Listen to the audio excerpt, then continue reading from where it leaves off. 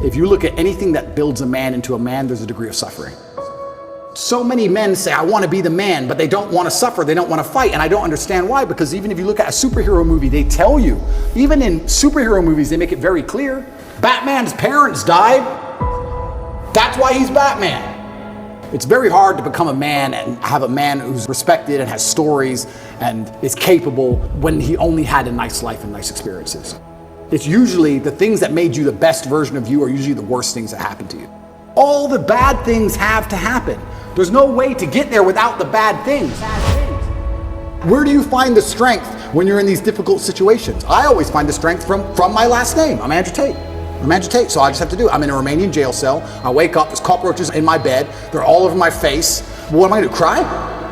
Am I gonna go and sign a piece of paper and say I'm guilty? I'm gonna sell my brother out? No, I'm gonna take the cockroaches off my mouth. I'm gonna do some push-ups, because I'm Andrew Tate.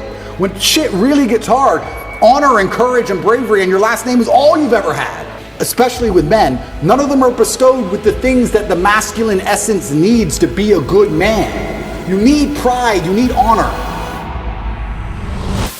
Matrix Media, they say, why did you get so big? Because I'm telling the truth.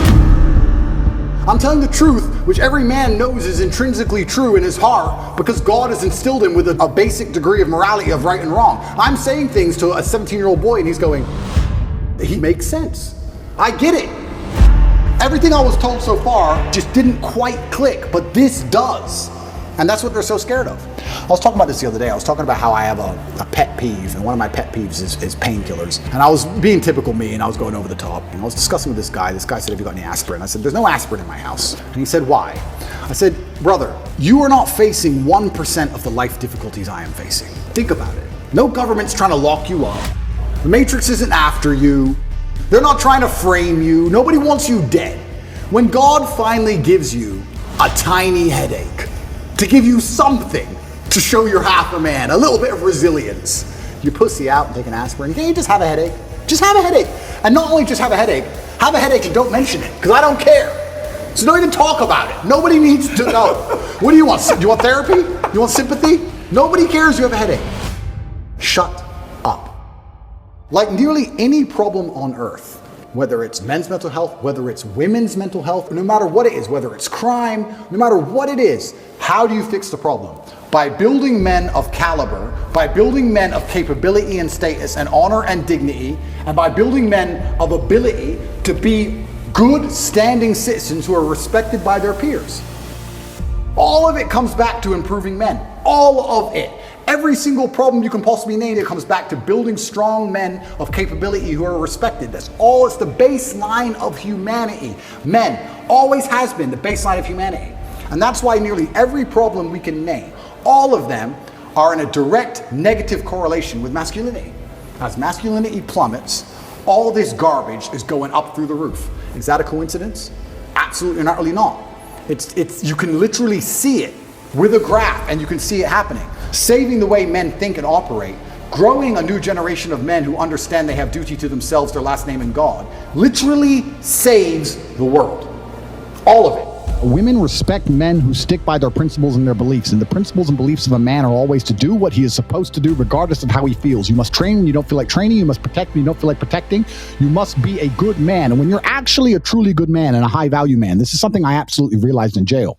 I have no problem suffering if the people I love are not suffering. My children are taken care of. The women I love are taken care of. My mother is taken care of. Everybody around me is fine. Even if they've removed me from my life and locked me in a jail cell, everybody I love is taken care of and is protected and is living good.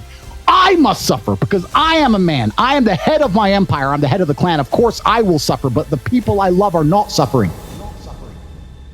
This is what God has bestowed upon important men since the beginning of time. Not just important men, all men. The men in the Titanic as the boat was going down, about to be sucked into the icy cold water, some of the last thoughts in those men's head, I know, was at least I saw my daughter and my wife get on that boat.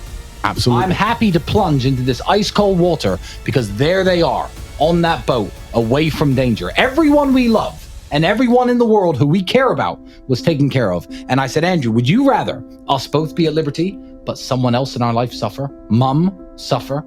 Our kids suffer? The Never. Mothers of our children Never. suffer? No, I'm glad it was me. I'm glad I was the one who was suffering and everyone else was okay, because that's what being a man means. When you're a man, absolutely, you're right. It is our job to suffer so the people around us do not suffer. And that's why if you're a man and you're waking up every day and you're not trying your very best to be important or upgrade yourself or upgrade your character, or you're lacking motivation, then you have a serious problem, because it is your job to be capable of dealing with the insurmountable pressure which God is going to put upon you, so that when you suffer, everyone around you does well. Our lives are set up that even if they throw us in a dungeon today, everybody we love will be okay forever. And that is what's most important. That's the most important thing. That's success. And that was absolutely comforting in jail when we discussed that. And we said, everyone we love is okay. You and I just have to make it through this. And that's absolutely and utterly comforting. And if you're a man sitting at home right now, you need to sit and say, okay, if they plucked me from my life, if they picked me up and threw me in a room and locked me in a jail cell, which can happen to anybody, especially as they continue these matrix attacks on masculinity as a whole, would your wife have a roof over her head? Would your children eat? Would your family be okay? Think about these things. This is what you're working for. You're not working to make money so you can buy a Lamborghini. You're working to make money, and you're thinking outside of the box, and you're becoming your best version of yourself, so all the people around you will always be okay no matter what happens. It is your job as a man to suffer. And we did our job fantastically, absolutely and utterly, as we should. We always will. And we always will. And everybody around us was okay. And that is extremely comforting in times of hardship, because we're built for suffering. We were absolutely not built for suffering. No matter how close I came to crying inside of that jail cell, I knew all the people around me were safe and all the people around me could eat. And that's all I cared about. I used my phone calls. When I would call other people and they were asking me how I was, I'd say, we don't want to talk about me. How are you? Are you okay? Are you okay with the media pressure? Are you okay? Are your bills paid? Do you have money? Can you eat? I'm in a jail cell in Romania, making sure that everyone I love is okay. I don't need them to sit and worry about me. I worry about them. I sat in a jail cell making sure I could fix the problems for the people I love outside in the free world from a dungeon. That is what a man does, and you must prepare and set up your life for that. You must be prepared to be plucked from life. And understand that everybody around you who once relied on you will still be relying on you, even when you sit in that jail cell. It's still up to you. You are still the man of the household. You are still the top G of your life. Only you. And if you don't pay the bills, who's going to do it? Your wife's just going to what? Go get a job, get like 5 jobs and raise your kids? How's she going to do that? You must be prepared for these things. That is what you're working for. So if you wake up every day as a man, and you say, I don't have motivation to become strong. I don't want to work hard and get rich. I don't want to try and become financially free. What you're saying is that the second you disappear from your matrix-controlled job, everyone who loves you and respected you and relied on you is going to starve? How can you live that way as a man? Absolutely and utterly unacceptable.